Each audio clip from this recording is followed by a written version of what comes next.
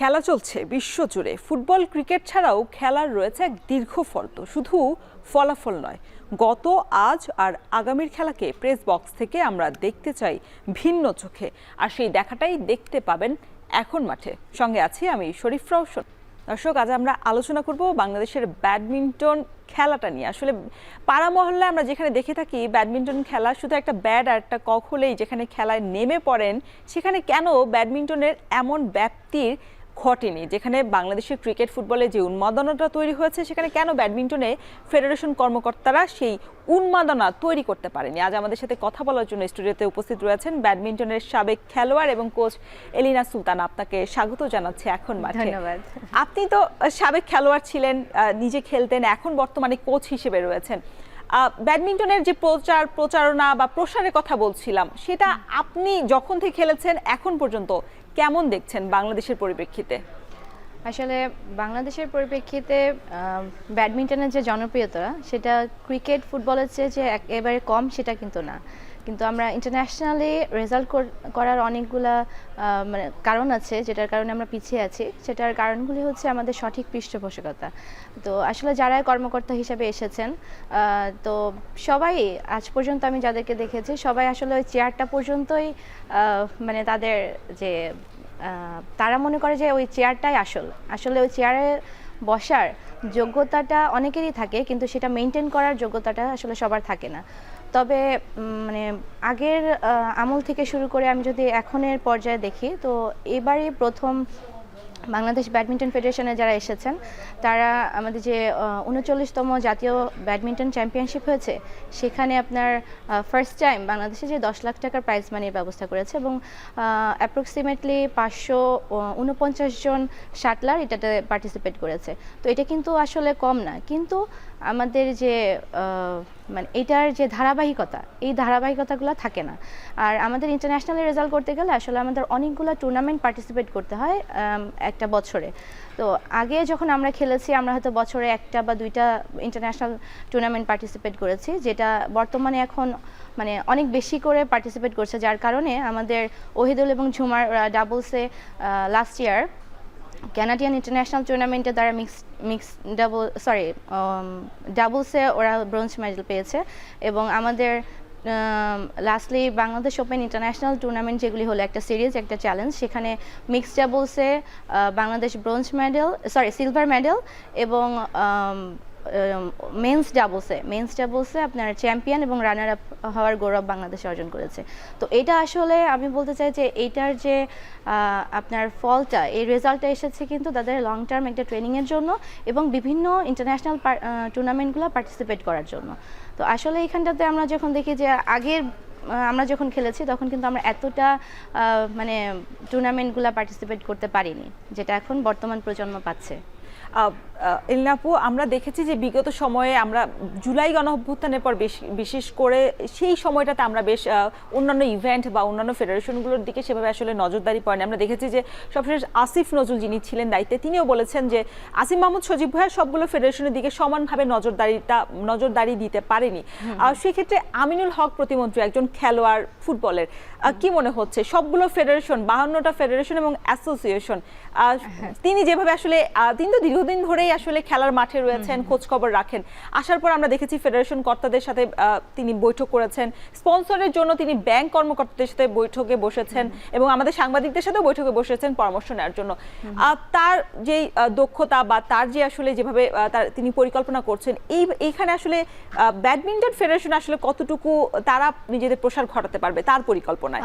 Actually Aminul ভাই এতদিন ছিলেন শুধুমাত্র ফুটবলের জন্য ছিলেন, কিন্তু এখন তিনি আমাদের বাংলাদেশের স্পোর্টসের একজন প্রতিমন্ত্রী। তো এটা শুধুমাত্র আসলে মানে ফুটবল কেন্দ্রিক না, মানে তিনি এখন আমাদের অভিভাবক, প্রত্যেকটা ফেডারেশনেরই তিনি অভিভাবক। তো তার যেটা পরিকল্পনা আছে যে ক্লাস 4 থেকে আপনার মানে স্পোর্টসটাকে বাধ্যতামূলক করবেন। তো শুধুমাত্র ব্যাডমিন্টন ফেডারেশন না, উনি সবগুলি ফেডারেশনকেই আমি যতদূর তাদের সাথে আমি থেকে বুঝেছি যে তারা প্রত্যেকটা ফেডারেশনে নজর দিচ্ছেন এবং কোন কোন ফেডারেশনের মানে আপনার মানে তারা অলিম্পিকে কারা কারা পার্টিসিপেট করছে বা তার নিচে কারা আছে, মানে সবগুলিকে তাদের দক্ষতা অনুযায়ী মানে চেষ্টা করছেন যে কিভাবে ডেভেলপ করা যায়। তো ওনার যে পরিকল্পনা আছেন আমি যতদূর জানি সেটা প্রত্যেকটা ফেডারেশনের জন্য সমান, তবে মানে আমরা আশা করছি যে তার দ্বারা ক্রীড়াঙ্গন আরো অনেক দূর এগিয়ে যাবে। আর শুধু তো আসলে তার কর্মসূচির আওতায় চতুর্থ শ্রেণী পর্যন্ত নেই, না, তার আরো অনেক অনেকগুলো কিছু আছে। পরিকল্পনা হ্যাঁ, রয়েছে। অনেক আমরা পরিকল্পনা আছে। যদি একটু দেখতে চাই যে আসলে কি কি পরিকল্পনা তিনি কর্মসূচি কি কি হাতে নিয়েছেন, তার সেটা হচ্ছে বিশেষ করে অবকাঠামো উন্নয়নের থেকেও তিনি খেলার মাঠ উন্নয়নে কাজ করার যে একটা প্রথম বিশেষ ব্যাপার নিয়েছে। এবং যদি তারপরে বলি যে আপনাদের ক্রীড়াকে পেশা হিসেবে নিয়োগ দেওয়ার বিষয়টা তার মাথায় এসেছে, কারণ তিনি একজন সাবেক খেলোয়াড় ছিলেন, তিনি আসলে সেই সময়টাতে ফেস করেছেন। আমরা একটু দেখতে পাচ্ছি যে সেই জায়গায় এটা ট্যালেন্ট হান্ট কর্মসূচির প্রকল্প যেটা আপনারা আসলে বাস্তবায়নের পরিকল্পনা হাতে নিয়েছে, তবে আমিনুল হকও একটি পরিকল্পনা বাস্তবায়নের জন্য তিনি হাতে নিয়েছেন কর্মসূচি। তারপরের দিন তিনি যখন দায়িত্ব পেয়েছেন তারপর দিনই এটা প্রকাশিত হয়েছে। আমরা দেখছি যে জাতীয় দলের খেলোয়াড়দের স্থায়ী বেতন কাঠামোর আওতা, এটা আসলে সব প্রত্যেকটা ফেডারেশনের জন্যই খুবই গুরুত্বপূর্ণ। সেই এরপরে আমরা দেখছি আপনি যেটা বললেন চতুর্থ শ্রেণী থেকে খেলাধুলাকে বাধ্যতামূলক করা প্রত্যেকটা স্কুলে, এবং নতুন করে স্পোর্টস একটা কর্মসূচি যেটা আমরা বিগত সময় দেখেছি এটা হতো। উপজেলা পর্যায়ে ক্রীড়া অফিস এবং অফিসার নিয়োগ, 64 জেলায় ইনডোর সুবিধা সম্পন্ন স্পোর্টস ভিলেজ, যেটা খুবই গুরুত্বপূর্ণ। এবং যেটা বলছিলাম বিভিন্ন ব্যাংক এবং কর্পোরেট অফিসারদের সাথে তাদের সাথে স্পন্সরশিপের আগ্রহ বাড়ানোর বিষয়টা আমি যদি একটু বলে থাকি যে উপজেলা পর্যায়ে জেলা পর্যায়ে এখন ক্রীড়া অফিস আছে এবং অফিসাররাও আছেন, তবে আমি যতটুকু জানি যে অফিসার 400-রও বেশি অফিসার নিয়োগের একটা পরিকল্পনা রয়েছে। সেক্ষেত্রে ঢাকার বাইরের যে জায়গাগুলো রয়েছে সেখানে আসলে খেলাধুলার মানে পরিসীমা বা বন্টনের ক্ষেত্রে আসলে এইটা কতটুকু কার্যকরী হবে, এবং স্পোর্টস ভিলেজ নিয়েও যদি একটু শুনতে চাই। আসলে আমাদের শুধুমাত্র ঢাকা কেন্দ্রিক সবাই ঢাকাতে আসে কারণ এটা সেন্টার, তো আপনার বেশিরভাগ প্লেয়াররা কিন্তু ঢাকার বাইরে থেকে আসে। সো আমরা যেখানে যেমন আমি খুলনার, আমি বলতে পারবো যে খুলনাতে আপনার স্পোর্টসের মেইন জায়গাটা আসলে খুলনা ডিভিশন থেকে উঠে আসে। আপনি যদি দেখেন যে ক্রিকেট, তারপরে মানে ফুটবল বা অ্যাথলেটিক্স, ব্যাডমিন্টন, আবার অন্যান্য আমি বলছি না যে শুধুমাত্র খুলনা থেকে, মানে আপনার ওই শহরটা আসলে ওই দিকটা থেকে আপনার বেশিরভাগ প্লেয়াররা উঠে আসে। তো এরকম যে মানে তিনি যে কর্মসূচিগুলো নিয়েছেন, যে অফিসার যারা ছিল নিয়োগ দিয়েছেন যে জেলা ক্রীড়া অফিসার, তো আসলে তারা কি তাদের মানে আমার একটা প্রশ্ন থেকে যায় যে তারা কি তাদের যে কাজগুলি ছিল সেগুলি কি তারা আসলে সঠিকভাবে করতে পেরেছেন কিনা। কারণ আপনার এই প্রশ্নের উত্তরটা আমরা শুনবো। প্রতিমন্ত্রী যে কর্মসূচিগুলো দিয়েছেন, আমরা কথা বলছিলাম যে উপজেলা পর্যায়ে ক্রীড়া অফিস এবং অফিসার নিয়োগের একটা পরিকল্পনা তার এই কর্মসূচির মধ্যে রয়েছে এবং 400-র বেশি অফিসার দেওয়া হয়েছে। আমরা দেখেছি যে আপনি প্রশ্ন রেখেছেন যে জেলা পর্যায়ে যখন এতদিন অফিসার ছিল তারা আসলে কতটুকু কাজ করতে পেরেছে, এবং উপজেলা পর্যায়ে যখন অফিসার নিয়োগ দেওয়া হবে তারা আসলে কতটুকু কাজ করতে পারবে, বিশেষ করে ব্যাডমিন্টনের প্রসার ঘটানোর ক্ষেত্রে। তো অ্যাকচুয়ালি ব্যাডমিন্টনের তাদের প্রত্যেকটা অর্গানাইজার যারা থাকেন তাদের অর্গানাইজিং দিকটা কিন্তু প্রায় সিমিলারই থাকে যে কিভাবে এটাকে ডেভেলপ করতে হবে। তো সেক্ষেত্রে মানে আমার এটা আসলে অপিনিয়ন যে তারা যেন অবশ্যই শুধু ব্যাডমিন্টন, আমি যেহেতু ব্যাডমিন্টন প্লেয়ার দ্যাটস ওয়াই আমি ব্যাডমিন্টন নিয়ে কথা বলবো, যে তাদের সেই অঞ্চলগুলোতে যারা যারা ভালো মানের কোচ আছেন তাদেরকে দিয়ে যদি আপনার মানে তাদেরকেও মানে যারা কোচ আছেন তাদেরকেও যদি একটা মান্থলি স্যালারির মাধ্যমে আওতাভুক্ত করে তখন যদি তাদেরকে একটা ট্রেনিং করার সুবিধা দিয়ে দেওয়া হয়, সেক্ষেত্রে কিন্তু তারা অবশ্যই চাইবে যে আমার প্লেয়ার ডেভেলপ হোক। যখন তাদের এবং আমিনুল ভাই যেহেতু এই উদ্যোগটা নিয়েছেন যে শুধুমাত্র জেলা ক্রীড়া অফিসার অথবা উপজেলা ক্রীড়া অফিসার না, বিভিন্ন অঞ্চলে যারা কোচ আছেন আর কি, সেইখান থেকে তো আসলে কোচরাই তো প্লেয়ার তৈরি করে দিচ্ছেন আমাদের ঢাকাতে। সো আমরা ঢাকাতে যখন প্লেয়াররা ট্রেন আপ করছে বিভিন্ন ফরেন কোচের আন্ডারে অথবা ন্যাশনাল টিমের কোচের আন্ডারে, তারপরে যে তারা ইন্টারন্যাশনালে রেজাল্ট করছে, তো সেই বেতন আওতাভুক্ত, যে আমাদের এখানটাতে যারা প্লেয়ার আছে, ন্যাশনাল টিমের যারা প্লেয়ার থাকবে তাদেরকে একটা বেতনের আওতাভুক্ত করতে হবে, এবং তাদের যে কোচরা থাকেন আসলে তাদেরকেও যদি একটা বেতনের আওতাভুক্ত করে নিয়ে আসা যায়, তাহলে আসলে তারা সারাদিন কেন খাটবে, একটা প্লেয়ারকে তারা তৈরি করে দিবে কেন? সো মাস শেষে যদি তার ফ্যামিলি নিয়ে চিন্তা করা লাগে যে আমার ফ্যামিলিটাকে আমি কিভাবে রান করাবো, তো সেক্ষেত্রে কিন্তু আসলে যদি তাকে ফিনান্সিয়াল একটা সাপোর্ট দেওয়া হয়, আমি মনে করি যে তাহলে আরও মানে ব্যাডমিন্টনটা আরও বেশি এগিয়ে আসবে। তার এই কর্মসূচির মধ্যে খেলোয়াড়দের তো বেতন কাঠামো একটা সমাধানের কথা বলা হয়েছে, তবে আসলে কোচদের কথা বলা হয়নি। সেক্ষেত্রে আপনি একজন কোচ বর্তমানে, নিশ্চয়ই সেই জায়গাটা আপনারও তৈরি হয়েছে। তবে খেলোয়াড়দের বলা হচ্ছে যে একটা পেশা তৈরি করবে। আমরা যারা আপনারা আছেন শিক্ষিত হয়ে এই ফেডারেশনে বা এই খেলাধুলাতে আসেন, তা পরবর্তী দেখা যায় আপনারা চাকরির সন্ধান খোঁজেন অন্য জায়গায় আসলে নিজেদের জীবন জীবিকা নির্বাহ করার ক্ষেত্রে।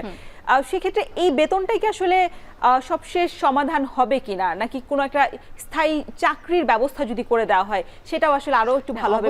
মানে এটা তো বেতনের কথা বলা হচ্ছে যে যতক্ষণ পর্যন্ত সেই ফিল্ডে আছে ততক্ষণ পর্যন্ত তো সেই ফিল্ড মানে বেতনের কথাটা আমার বলা হয়েছে, এবং তারপরে যে সে কী করবে, অবশ্যই সেখানটাতে আমাদের মাননীয় যে প্রতিমন্ত্রী আমিনুল হক ভাই আছেন, তিনি অবশ্যই এটার দিকেই মানে ফোকাস করেছেন, যার কারণে তাদের একটা স্থায়ী চাকরির ব্যবস্থা তিনি করে দেওয়ার জন্য চেষ্টা মানে তার যে চিন্তাধারা, তিনি যে এতটুকু চিন্তা করেছেন সেটাই আলহামদুলিল্লাহ। তবে আমরা চাইবো যে এটা বাস্তবায়ন হয়ে যত দ্রুত সম্ভব এটা বাস্তবায়ন হোক।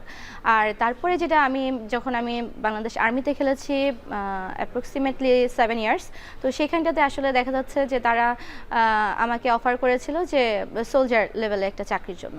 তো আসলে এই দিকটা যদি আমাদের মানে আমি আমিনুল ভাইকেই আসলে উদ্দেশ্য করে বলতে চাচ্ছি যে এই দিকটাতেও যদি তিনি একটু মাথা দেন, যে আমাদের যে আর্মি আছে, আনসার বা যে বিভিন্ন বাহিনী যারা আছে, তারা যদি যারা এডুকেটেড প্লেয়ারদের জন্য তারা যদি একটি অফিসার র্যাঙ্কে চাকরির ব্যবস্থা করে দেয়। কারণ আপনি একটা জিনিস দেখবেন যে যখন তারা একটা ছেলে বা একটা মেয়েকে নিয়োগ দিচ্ছে তাদের অফিসারের জন্য, তো তার ফিজিক্যাল ফিটনেস এবং একটা প্লেয়ারের ফিজিক্যাল ফিটনেস কিন্তু এক হবে না। ডেফিনেটলি একটা প্লেয়ারের ফিজিক্যাল ফিটনেসটা অনেক ভালো হবে। তো সেক্ষেত্রে তাদের প্রায়োরিটিটা তো আসলে আগে দেওয়া উচিত। তো এই দিকটাও আমি চাই যেন আমিনুল ভাই এই দিকটাও অনেক ভালোভাবে বিবেচনায় আনেন। শাটলার উঠে আসার যে প্রক্রিয়া সেগুলো আমরা দেখেছি, তবে খুব কম সময় দেখেছি বা কম পরিসরে দেখেছি। তবে আপনারা একটা প্রকল্প বাস্তবায়ন করার জন্য উদ্যোগ নিয়েছেন, সেই উদ্যোগটা আমরা দেখছি যে বেশ বিস্তরভাবে সেই উদ্যোগটা নেওয়া হয়েছে, এবং যেই যতগুলো জেলা বা বিভাগ রয়েছে, 8টি বিভাগ রয়েছে, সবগুলো জেলাতে আপনারা টাচ করতে চান বা 4টা গ্রুপ করেছেন, অনূর্ধ্ব 15, 20, 19 এবং আমরা 46 ঊর্ধ্ব একটা গ্রুপ দেখেছি। সেখানে যদি একটু গ্রুপে দেখতে চাই আসলে আপনাদের কর্মসূচিগুলো কারা কারা পার্টিসিপেট করতে পারবেন, সেখানে কারা কারা অংশগ্রহণ করে সেই সুযোগটা লুফে নিতে পারবেন।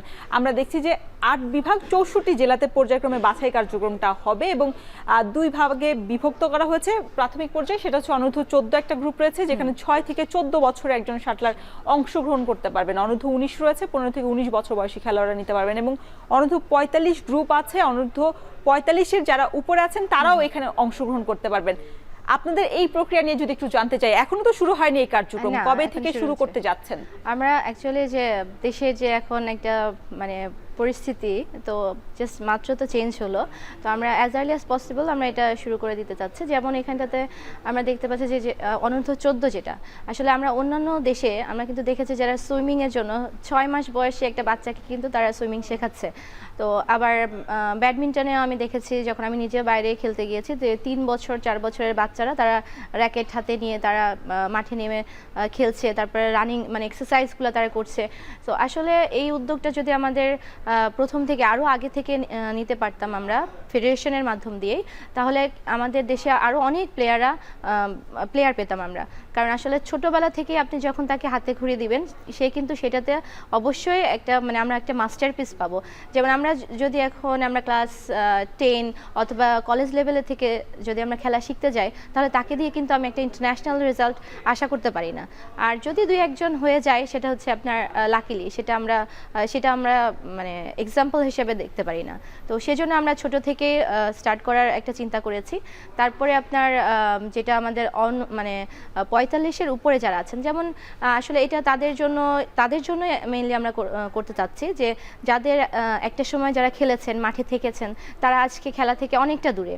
তো তারা যদি আসলে মাঠে আসেন বাচ্চাদের সাথেও বা সবার সাথেই কিন্তু তারা মানে নিজেদের অভিজ্ঞতাটা শেয়ার করতে পারবেন এবং তারাও খেলতে পারবেন, তারাও আসলে মানে তাদের একটা মানে পরিবেশটাকে আসলে অনেক সুন্দরভাবে তারা উপভোগ করতে পারবেন আর কি। তাদের উপভোগের জন্যই আসলে এই বয়সটাতে যে তারা অনেক বেশি দেখা যাচ্ছে মানসিক একটা প্রবলেমের ভিতরে দিন কাটায় আর কি। আমরা বেশিরভাগ সময়ই দেখেছি যে ওই এজটাতে, তো তারা মাঠে আসলে তারা আসলে এনজয় করবে, উৎসবমুখর একটা পরিবেশ তৈরি হবে। এলিনা আপু, এই গ্রুপগুলোতে কি নারী পুরুষের কোনো আলাদা কোনো আপনারা সংখ্যা নির্ধারিত করে দিয়েছেন না? আমরা সংখ্যা আসলে নির্ধারিত করিনি, যে যারা যারা আসলে আপনার মানে খেলতে আগ্রহী তারাই আসবে। আর নারীদের জন্য আসলে আমি একজন, যেহেতু আমি নিজে একজন ফিমেল শাটলার, তো আমাদের যদি মানে ব্যাডমিন্টনে আপনার আমি যেগুলি আগেই আমি শেয়ার করেছি, যে যদি আমাদের মানে একটা এনজে যে কি করবে আর কি, মানে তাদের এই ব্যবস্থাটা যদি স্ট্রংলি আমাদের প্রতিমন্ত্রী দেখেন, তো সেক্ষেত্রে আমি মনে করি যে শুধুমাত্র নারী শাটলার কেন, আমাদের যত শাটলার আছেন মেল ফিমেল সবাই এগিয়ে আসবে ব্যাডমিন্টন খেলার জন্য। আচ্ছা, এখান থেকে তো আপনারা বাছাই কার্যক্রম সম্পন্ন করলেন, এর পরবর্তী ধাপটা কি হবে? ফেডারেশনের সাথে কি আপনারা কোনো মানে লিয়াজু বা লিংক করে রেখেছেন কিনা যে জাতীয় পর্যায়ে খেলার সুযোগ পাবেন? আমরা আগে ট্যালেন্ট হান্ট প্রোগ্রামের মাধ্যমে মানে আমরা নিজেরাই তাদেরকে ট্রেনিং করাবো, এরকম একটা প্ল্যানিং আছে। আসলে স্পন্সরশিপ ছাড়া এত বড় একটা প্রোগ্রাম আপনার কন্টিনিউ করাটা কিন্তু সম্ভব হয় না। তো আমরা আমাদের সাধ্যমতো যতদূর পসিবল আছে তাদেরকে আমরা এখন ট্যালেন্ট হান্ট প্রোগ্রামের মাধ্যমে তারা বাছাই করে তাদেরকে আমরা ট্রেন আপ করাবো, যেহেতু আমরা নিজেরাই কোচ আছি, সেজন্য তাদেরকে আমরা ট্রেন আপ করিয়ে তাদেরকে বিভিন্ন যে টুর্নামেন্টগুলি হচ্ছে আন্ডার 14, আন্ডার 16 বা আন্ডার 19 এরকম বিভিন্ন ধরনের টুর্নামেন্টগুলোতে পার্টিসিপেট করিয়ে তাদের যখন একটা রেজাল্ট ভালো হবে, দেন আমরা তাদেরকে ইন্টারন্যাশনালি মানে পার্টিসিপেট করার জন্য কিভাবে কি করা যায় সেটা আমরা ফেডারেশনের সাথে আসলে বসে আমরা সিদ্ধান্ত নিব। মানে এখন আপনারা বসেননি বা কোনো আলোচনা বলতে অ্যাকচুয়ালি আমরা এটা এখন তো নতুন করে সবকিছু আমাদের আবার গুছিয়ে আনছে, যেহেতু আমাদের প্রতিমন্ত্রী নতুন এসেছেন।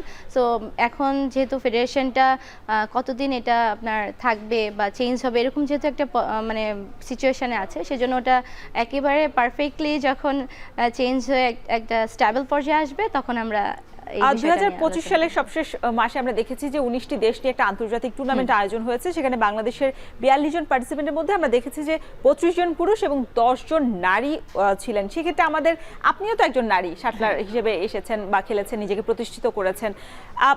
আপনার সেই সময়টা বা এখনকার যে সময়টা আছে, নারীদের অংশগ্রহণটা কেমন দেখছেন? তারতম্যটা কি কিছু হয়েছে কিনা, এটার উত্তর নেব। এলিনা আপু, বিরতিতে যাওয়ার আগে যে প্রশ্নটা করেছিলাম যে আপনার সময় যে নারীদের এখন উপস্থিতি কেমন দেখছেন? বিশেষ করে যে সবশেষ টুর্নামেন্ট আমরা দেখেছি আন্তর্জাতিক টুর্নামেন্টে, ওটা খুবই সামান্য পরিমাণ নারীদের অংশগ্রহণ ছিল, বাংলাদেশের মাত্র 10 জন। এটার কারণ হচ্ছে আপনার মানে ওদের খেলার মানে মেয়েদের খেলা এবং ছেলেদের খেলার মানের যে ডিফারেন্সটা আর কি, এটাই আর কি মেইন প্রবলেম। কারণ ওরা আসলে যখন মানে আমরা মেয়েরা যখন প্র্যাকটিস করি, আমি যখন প্র্যাকটিস করেছিলাম তখন মানে স্টার্টিংটা ছিল আমরা 18 জন নিয়ে শুরু করেছিল, তো তার ভেতরে হয়তো 3 জন কি 4 জন মেয়ে ছিল, কিন্তু তার ভেতর থেকে শুধুমাত্র আমি একজন মেয়ে, খুলনা থেকে কথা বলছি আর কি, যখন আমি স্টার্ট করেছিলাম আমি একমাত্র মেয়ে যে আমি ন্যাশনাল চ্যাম্পিয়নশিপ পেয়েছি এবং ইন্টারন্যাশনালিও রেজাল্ট করেছি। এটার কারণটা হচ্ছে যে ডেডিকেশন, যে মেয়েদের ভেতরে আমি এই জিনিসটা লক্ষ্য করেছি যে তাদের ভেতরে ডেডিকেশনটা খুবই কম থাকে এবং তারা একটু যে মানে মেয়েদের যে একটা মেয়েলি স্বভাবটা থাকে, যে না একটু ব্যথা পেলেই মানে তারা চিৎকার চেঁচামেচি শুরু করে দেয়, মানে ইমোশনাল যে সেক্টরটা, এটার কারণে মেয়েরা আমি মানে একজন মেয়ে হিসাবে আমি বলছি যে এটার কারণে ওরা অনেকটা পিছিয়ে থাকে। আর ছেলেরা যেরকম দেখেন তারা খেলছে, যে আমাদের এবছরই মানে এটাই আমাদের ফার্স্ট ওয়ার্ল্ড চ্যাম্পিয়নশিপে আমাদের বাংলাদেশ ফার্স্ট পার্টিসিপেট করতে যাচ্ছে, আলহামদুলিল্লাহ এটা বাংলাদেশের জন্য অনেক বড় একটা অ্যাচিভমেন্ট। কিন্তু সেখানেও দেখেন আপনারা যাচ্ছে 2টা ছেলে তাদের র্যাঙ্কিং 100, ওয়ার্ল্ড র্যাঙ্কিং 118 এসেছে সেজন্য। তো সেক্ষেত্রে কিন্তু আমাদের মেয়েরাও, আমাদের উর্মি যে খেলছে সে ন্যাশনাল চ্যাম্পিয়ন ছিল, তো ওরও কিন্তু একটা পসিবিলিটি ছিল। কিন্তু আপনার ইন্টারন্যাশনাল টুর্নামেন্ট আমরা যত বেশি পার্টিসিপেট করব তখনই আমাদের র্যাঙ্কিংটা আসলে উপরে চলে আসবে। কিন্তু পার্টিসিপেট করতে না পারার ব্যর্থতা, এটা আমি মনে করি যে এটা আমাদের ফেডারেশনের, সে যে ফেডারেশনই আসুক না কেন, ফেডারেশনগুলো আসলে এতটা স্পন্সরশিপ মানে ম্যানেজ করতে পারে না। তারপরে এই ফেডারেশন যতটুকু ম্যানেজ করেছে, আমি আগের ফেডারেশনগুলোতে আমি বলতে চাই যে তাদের মানে এই এই স্পন্সরশিপ ম্যানেজ করাটার দক্ষতা যদি না থাকে, আমি মনে করি যে আসলে কোনো ফেডারেশনেই কারোর আসা উচিত না যদি তারা স্পন্সরশিপ ম্যানেজ করতে না পারে। কারণ একটা খেলোয়াড়কে আপনি কোন মান পর্যন্ত নিয়ে যাবেন, আপনি স্পন্সরশিপ ছাড়া আপনি ইন্টারন্যাশনালি রেজাল্ট আশা করেন কিভাবে? তো বাংলাদেশে আসলে এই যে এই সমস্ত কিছু মিলিয়েই মানে, এবং মেয়েদের আপনি তো নিজেও জানেন যে সব এলাকাতে আসলে মেয়েরা ওইভাবে মানে সাপোর্ট পায় না, ফ্যামিলি সাপোর্ট পাচ্ছে, অথবা ফ্যামিলি সাপোর্ট পেলে হয়তো এলাকার সাপোর্টটা পাচ্ছে না। তো আমি মানে সবার কাছে আশা করি যে একটা মেয়ে যখন সে প্র্যাকটিসের জন্য বা কোনো একটা স্পোর্টসে সে মানে খুবই পছন্দ করছে, তাকে আসলে ফ্যামিলি থেকে সাপোর্ট দেওয়া উচিত। তার ফ্যামিলি থেকে যে কেউই হোক না কেন, তাকে একটু মাঠে নিয়ে যাক না। দেখবে যে আজকে যে মেয়ে একটু একটু করে হেঁটে, মানে আমি ব্যাডমিন্টন দিয়ে উদাহরণ দিচ্ছি, একটু একটু হেঁটে একটু র্যাকেটের সাথে শাটেল দিয়ে খেলছে, আগামীতে সেই তো চ্যাম্পিয়ন হবে, বাংলাদেশকে এগিয়ে নিয়ে যাবে, তো তার দ্বারাই হবে। তো ফ্যামিলি থেকে সাপোর্টটা, এবং আমরা যারা এলাকার যারা আছি, একটা ছেলে বা একটা মেয়ে নেশাগ্রস্ত হয়ে যাওয়ার থেকে কি এটা ভালো না যে সে একটা স্পোর্টসের ভিতরে তারা সময় ব্যয় করুক এবং দেশকে এগিয়ে নিয়ে যাক। আমার মনে হয় যে আমাদের যে এখন যে সিচুয়েশন, বাংলাদেশের যে সিচুয়েশন, যে বেশিরভাগ ছেলে মেয়েরা আসলে পড়ালেখার পাশাপাশি তারা যদি খেলাধুলার দিকে এগিয়ে আসে, তাহলে আমাদের দেশ আসলে আপনার অসৎ সঙ্গটা ছাড়িয়ে যে একটা মানে ভালো একটা পরিবেশ, উন্নত বাংলাদেশ। এলিনা আপু, আপনি তো দীর্ঘদিন ধরে খেলেছেন এবং তার পরবর্তীতে কোচিং করাচ্ছেন এখন বর্তমানে। তবে ফেডারেশন থেকে আপনি যখন কোচিং করাচ্ছেন বা করানোর সময় সুযোগ সুবিধাটা আসলে কতটুকু পর্যাপ্ত পরিমাণে দিতে পেরেছে ফেডারেশন, বর্তমান বলি বা বিগত সময়ের ফেডারেশনগুলো বলি? না, ফেডারেশনে আসলে যেমন আপনি যখন একটা প্লেয়ার তৈরি করবেন, তখন কিন্তু আপনার কোচিং টাইমটাও দেয়া লাগবে। যেমন আমাদের এই ফেডারেশনে হয়তো তাদের কোনো প্রতিবন্ধকতা ছিল, যার কারণে আমাদের বিভিন্ন ধরনের যারা কোচ ছিলেন তারা একটা 2 ঘন্টা টাইম নিয়ে এখানে ট্রেনিং করাতো। তো আসলে তখন ওদের লাইটের একটা খরচ থাকে, যেটা আপনার বেয়ার করাটাও অনেক কষ্টসাধ্য ব্যাপার হয়ে যায়। তো বিভিন্ন কারণের মানে আছে হয়তো, সেজন্য মানে এই প্র্যাকটিস করার যে বিষয়টা ছিল, প্র্যাকটিস করার মাঠটা তারা স্টপ করে দেয়। তো আসলে মাঠটা যদি স্টপ থাকে, তখন সেক্ষেত্রে আসলে আপনি প্লেয়ার তৈরি করবেন কিভাবে? তো সেটার জন্য আসলে শুধুমাত্র ব্যক্তিগত উদ্যোগ না, ফেডারেশন এবং এনএসসি এবং মানে গভর্নমেন্ট সব কিছু মিলিয়ে আসলে আপনার সাপোর্ট ছাড়া একটা ভালো প্লেয়ার আপনি তৈরি করতে পারবেন না। মানে সেক্ষেত্রে আমিনুল হকের যে পরিকল্পনা, যে কমপ্লেক্স স্পোর্টস আমরা কমপ্লেক্স দেখতে পারবো, ভিলেজ প্রত্যেকটা জেলাগুলোতে দেখতে পাবো। তবে আমাদের যে কমপ্লেক্সটা রয়েছে, আমাদের যে টার্ফটা কোর্টটা রয়েছে ব্যাডমিন্টনের জন্য, সেই ক্ষেত্রে ওইটা আসলে কতটা ইন্টারন্যাশনাল মানের হয়ে থাকে? আমরা যদিও দেখি আন্তর্জাতিক অনেক প্রতিযোগিতা হয় এখানে। আসলে এখন আমাদের যখন ইন্টারন্যাশনাল টুর্নামেন্ট হয়, তখন আমরা পুরা মাঠটাই তো আসলে তখন আমরা নিয়ে নিই এবং ম্যাট আমরা ইউজ করি।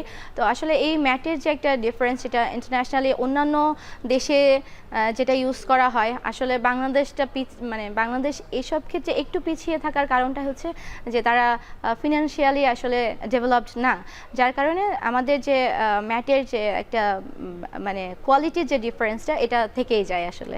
এলিনা আপু, সবশেষ প্রশ্ন করতে চাই, বাংলাদেশ যেই লক্ষ্যে এগোচ্ছে নতুন সরকারের আমলে, সেই জায়গাটাতে আসলে নির্বাচনের যে প্রক্রিয়া চলছে, যে অ্যাডহক কমিটি ভেঙে দিয়ে আবার নতুন অ্যাডহক কমিটি তারা দেবেন এবং তার পরবর্তীতে নির্বাচন প্রক্রিয়া শুরু হবে, আপনি কি নির্বাচনে দাঁড়াবেন কিনা বা লড়াই করবেন কিনা? আর সেক্ষেত্রে নির্বাচনে লড়াই করলে পাশাপাশি কোচিংটাও করাবেন কিনা? আমি যেহেতু আসলে মানে মানিরাল ঢাকা ইন্টারন্যাশনাল স্কুল অ্যান্ড কলেজের টিচার হিসেবে আছি, তো এবং পাশাপাশি আসলে খেলাধুলাটাকে আমি অনেক বেশি ভালোবাসি, যার কারণে আমি এখনো পর্যন্ত কোচ হিসেবে সেখানটাতে রিলেটেড আছি। আর এখন যদি ফেডারেশনের নির্বাচন যদি হয়, সেই ক্ষেত্রে যদি মানে আমার সাথে মানে যারা আছেন, মানে পুরো টিমটা যদি মনে করি যে না, এই টিমটা আমাদের ব্যাডমিন্টনটাকে এগিয়ে নিয়ে যাওয়ার লক্ষ্যে আসছে, তবে আমি চেষ্টা করব তাদের সাথে থাকার জন্য। আর যদি মনে করি যে না, মানে এরা আসলে আমাদের ব্যাডমিন্টনের ডেভেলপমেন্টের জন্য না, তো সেক্ষেত্রে আমি থাকবো না। এলিনা আপু, আপনাকে অসংখ্য ধন্যবাদ এত সুন্দর আলোচনা করার জন্য। আপনাকেও ধন্যবাদ। দর্শক, শেষ করছি এখন মাঠের আজকের আয়োজন। এতক্ষণ সঙ্গে থাকার জন্য সবাইকে ধন্যবাদ।